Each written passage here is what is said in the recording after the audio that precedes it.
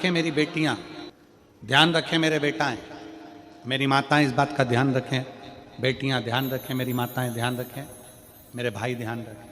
जिस दिन तुम्हारा मन करे, जिस दिन तुम्हारा दिल करे, उस दिन घर में पार्थिव शिवलिंग का निर्माण कर लिया। जिस दिन तुम्हारा दिल कर जाए कि आज मेरा मन है मैं पार्थिव शिवलिंग बनाऊं, गमले में से मट्टी लो, खेत में से मट्टी लो, जहां से मट्टी ले सकते हो।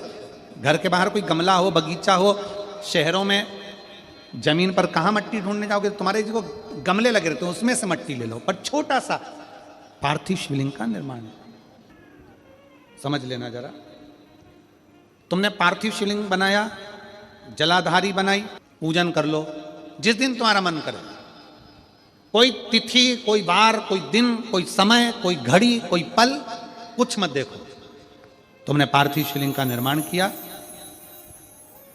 3 आखा चावल, 3 अक्षत। आखा चावल जानते हो, साबुत दाना, आखा चावल।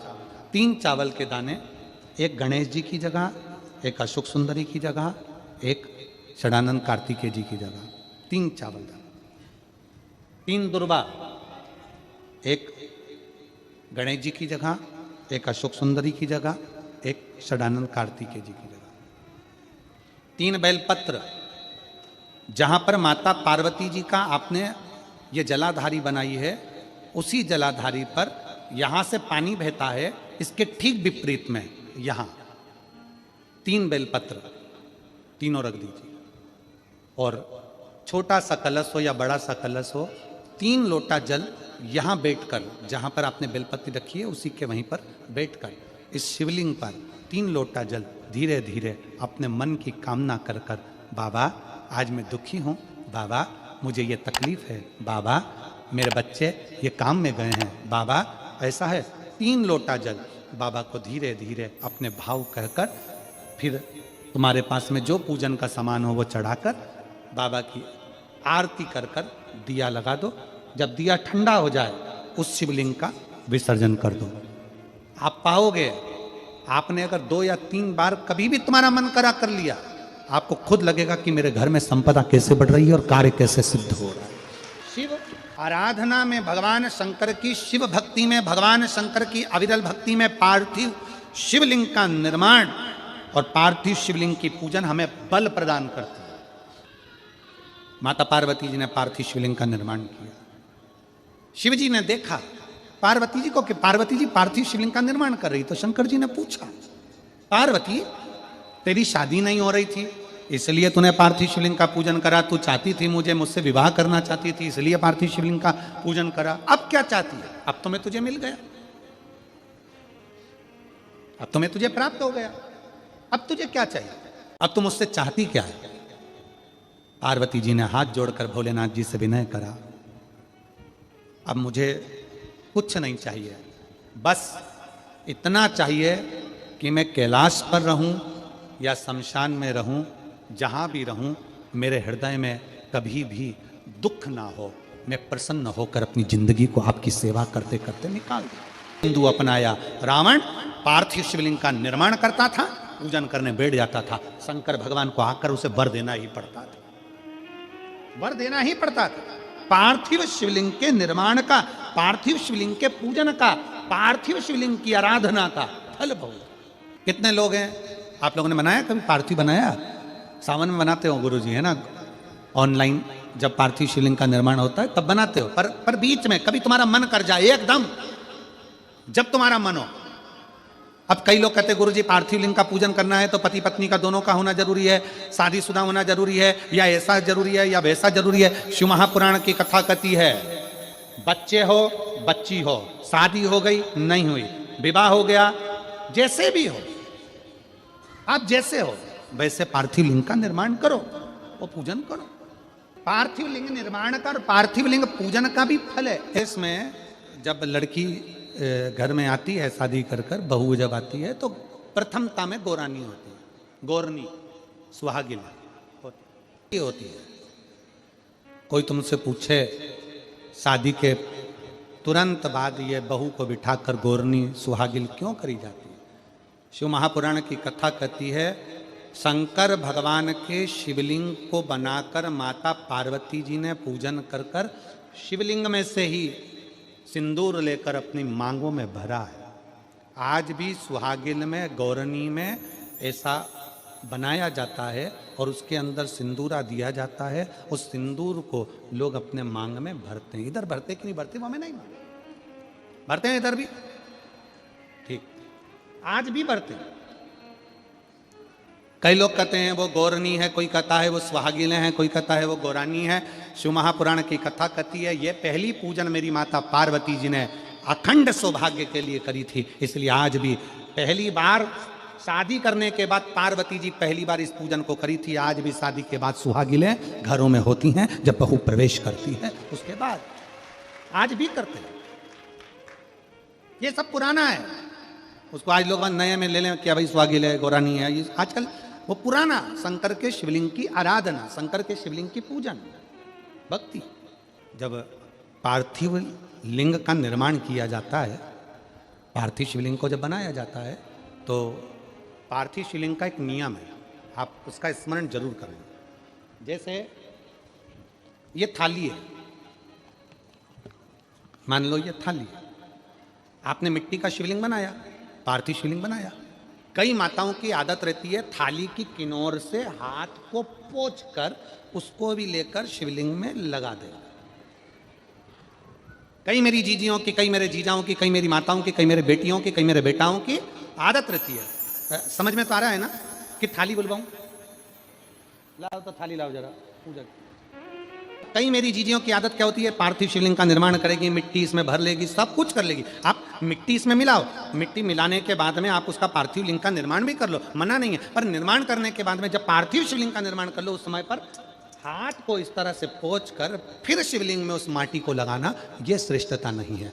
पार्वती जी ने पार्थिव लिंग निर्माण के समय पर एक छोटा सा भाव प्रकट कर दिया, और जब छोटा सा भाव प्रकट किया तब शंकर भगवान ने कहा, पार्वती, ए पार्वती, तुमने पार्थिव लिंग निर्माण के समय पर माटी को अपने हाथ से खरोच कर लगाया है, तो तुम्हें भी संतान की जो प्राप्ति होगी वो शरीर के उपटन से ही होगी। और सुनो पार्वती, तुमने वो माटी को बाद में अंकित किया गया है, इसलिए तुम्हारे पुत्र का शीश कटकर फिर वापिस अंकित किया जाएगा, पुनः फिर लगाया जाए। शिवाराधना में मिट्टी को बनाओ, पर मिट्टी चारों तरफ लगी, आप पोंछो, मना नहीं है। आप हाथ भी पोंछ लो, हम मना नहीं करेंगे। आपको हाथ पोंछना है आप पोंछो, पर उस मिट्टी को फिर वापस शिवलिंग के साथ में, जब शिवलिंग बन गया फिर उसी मिट्टी को वापस आप उसमें पोत रहे हो, ये श्रेष्ठता नहीं है, उसकी श्रेष्ठता नहीं है। ये आचार की बरनी नहीं है कि यहां से निकालो, यहां से निकालो और लगा के रोटी में फिंगर बना के, पुंगा बना के खा लो। आप निकालो, मना नहीं है। मिट्टी का पार्थिव शिवलिंग बनाया, थाली की मिट्टी साफ करी, साफ कर कर आपने किन्नौर पे झड़ाया, हमें मना नहीं है। पर ये मिट्टी वापिस शिवलिंग में नहीं लगा, ये मिट्टी फिर अलग से रख दीजिए। उस मिट्टी का भले फिर आप नंदी बना लो, उस मिट्टी का आप दूसरा कोई सखी बनाना है, नंदी बनाना है, कुछ बनाना हो, सांप बनाना हो, सब कुछ बनाओ, हमें मना नहीं। पर शिवलिंग की जो आकृति है उसमें फिर ये मिट्टी का प्रयोग नहीं हो। पार्थिव पार्थिव है।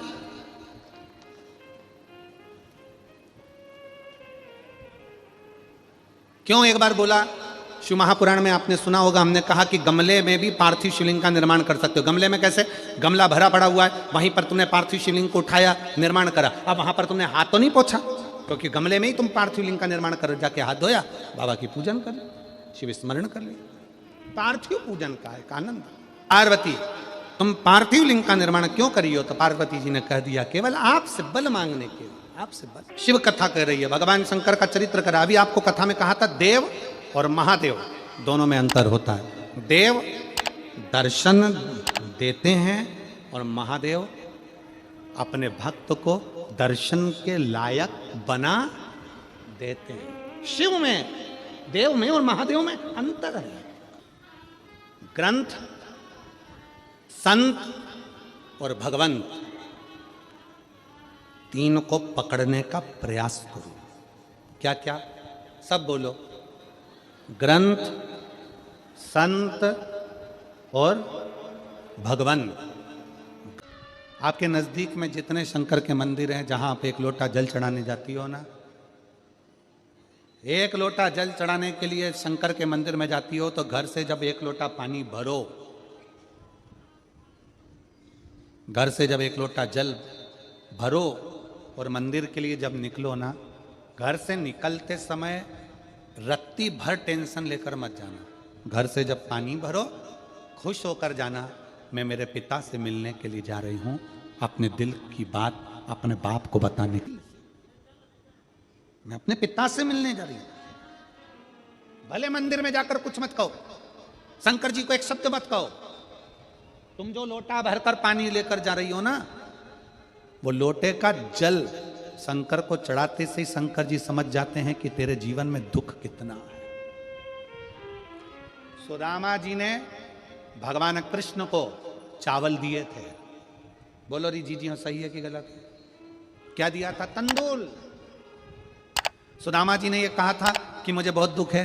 बोला था कि सुदामा जी ने कहा था कि मेरे बच्चों को खाने के लिए अन्न नहीं है। सुदामा जी ने कहा था कि मेरी पत्नी की साड़ी फटी हुई है। सुदामा जी ने यह कहा था कि मुझे दुख बहुत है, दर्द बहुत है, मेरा झोपड़ा टूटा है, मेरा मकान नहीं है। सुदामा जी ने यह कुछ भी नहीं बोला। सुदामा जी तो तंदूल लेकर गए थे, और तंदूल ले जाकर जो भगवान ने उस तंदूल को लिया, तंदूल को पाते से ही भगवान समझ गए थे कि इसके घर में दुख कितना है।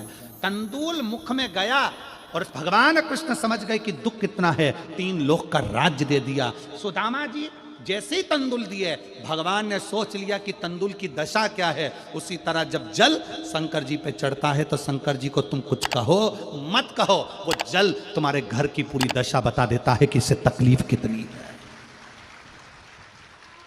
क्यों? दुख की बात कहां पर करते हो, तकलीफ की बात कहां करते हो, कष्ट की बात कहां करते हो? सारा घर का मनन चिंतन कहां पर होता है? रसोई घर में। सारा मनन चिंतन कहां होगा? रसोई घर में। देवरानी जेठानी बात कहां करेगी? रसोई घर में।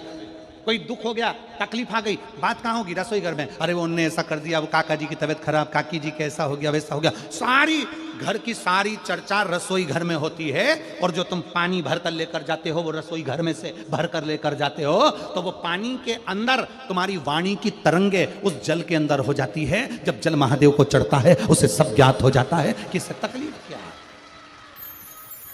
मंदिर में जाते हो, आप किसी भी मंदिर में, राम जी के मंदिर में जाओ, हनुमान जी के मंदिर में जाओ, कृष्ण जी के मंदिर में जाओ, पंडित जी क्या देते हैं तुम्हारे हाथ में? जम के बोलो जल्दी से, क्या देते हैं? चरणामृत देते हैं। पंडित जी चरणामृत देते हैं, तुलसी का दल देते हैं। वो जल, वो चरणामृत का जल पंडित जी क्यों देते हैं? मंदिर का जल ऐसा क्या है कि मंदिर के जल से पीने से तुम्हारी अकाल मृत्यु टल जाती है? उस जल में ऐसा क्या है? उस जल में ऐसा क्या है? जल वही है, बस भगवान के सामने रखा जाता है, आरती होती, घंटी बजती, मंजीरे बजते, मंदिर में हर हर महादेव होता, जय श्री कृष्णा जय राम जी की होती, तो वो ध्वनि उस जल के अंदर चली जाती है। वो जल जब हमारे उदर में जाता है, तो हमारी अकाल मौत भी टल जाती है। वो जल की तरंग हमारे को मौत को भी टाल देती है, मृत्यु को भी टाल देती है। महाराज, संसार सागर में जन्म लेना और संसार सागर में जन्म लेकर अगर भगवान की भक्ति हो जाए, एक लोटा जल महादेव को जब आप समर्पित करें, एक लोटा जल जब आप महादेव को चढ़ाने के लिए जाएं, कुछ मत कहो, ना कह सकते मत कहो। और शंकर के मंदिर में जब जल चढ़ाओगे, शिव तुम्हारे घर की दशा को जान लेंगे, वो समझ जाएगा। वो महादेव है, वो उघड़दानी है, वो त्रिकालदर्शी है। अपना मन बुद्धि चित्त शिव में लगा दो, दिल से कहोगे, दिल से सुनोगे। ब्रह्मा ब्रह्मलोक में, भगवान विष्णु वैकुंठ लोक में, पर मृत्यु लोक में तो एक ही है ना। कौन? देव अधिदेव महादेव। देव अधिदेव महादेव विराजमान अधिपति है, विश्वनाथ, विश्व का भरण पोषण करने वाला। सोमनाथ, चंद्र सी काया देने वाला। केदारनाथ, दुख का हरण करने वाला। त्र्यंबकनाथ, पाप से भी मुक्त कर देने वाला। महाकाल, काल पर भी विजय प्राप्त करने वाला। वो साधारण नहीं हो सकता, जीवन का सुख देने वाला, जीवन का सुख।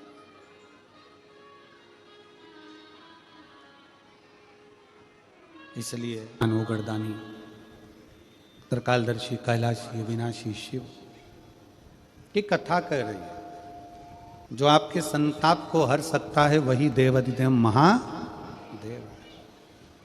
पार्वती मैया बाल्यावस्था से भगवान शंकर की आराधना में लगी थी, भगवान शिव की भक्ति में लगी थी, भगवान शंकर के शिवलिंग की आराधना करती थी।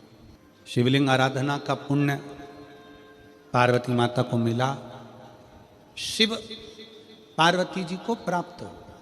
शिव आराधना का पुण्य ही यही है। देवता में, देव में और महादेव में एक बहुत बड़ा अंतर है। देव और महादेव में बहुत बड़ा अंतर है। देव दर्शन देते हैं। देव क्या करते हैं? जम के बोलो जरा। दर्शन देते हैं। देव दर्शन देते हैं। महादेव आपको दर्शन के लायक बना देते हैं। दोनों में अंतर। देव और महादेव में अंतर है। देव दर्शन देते हैं और महादेव अपने भक्त को दर्शन के लायक बना देता है। महादेव अपने भक्त को दर्शन के लायक बनाते हैं। आपको भगवान ऐसी जगह पर